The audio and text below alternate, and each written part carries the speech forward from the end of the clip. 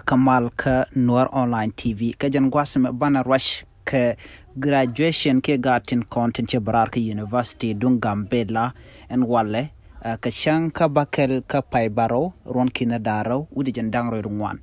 en wale rewi ka Gambela che ganwari to shop ke kit rei dual gorka shika graduate mnyoni jagwa en wo ka ne tungwana long ka nuare link kanere konti la ber ka ngwan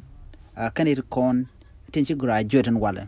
ne tikit she graduate ka master degree eno ena me nyodo jagwano en Gambela winware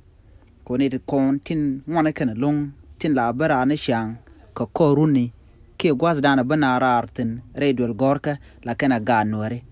kanere kon ngwana long batin gorba kai skole ten bukulo ka university shigadul gorka manala gad nore wutin la ngwana nore bane lenken dor ten kokien ka ngwan re wika Gambela la pengu dide long la berar ka korun ka monyo da gwano ka korun tin be en Gambela kelio gorka dial buka nore ne kon buka rwach buka nore shika ne kokien shikan biya ber ke joro kokien ko ngwana nore ten kontin berar ka university re run ten kon tin bakarar keje en walle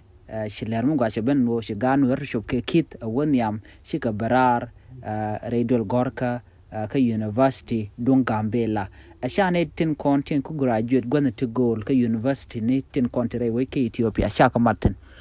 poinde Gambela karwade ne ti kit shika barar en walle ke fele to goal te shikan ka gor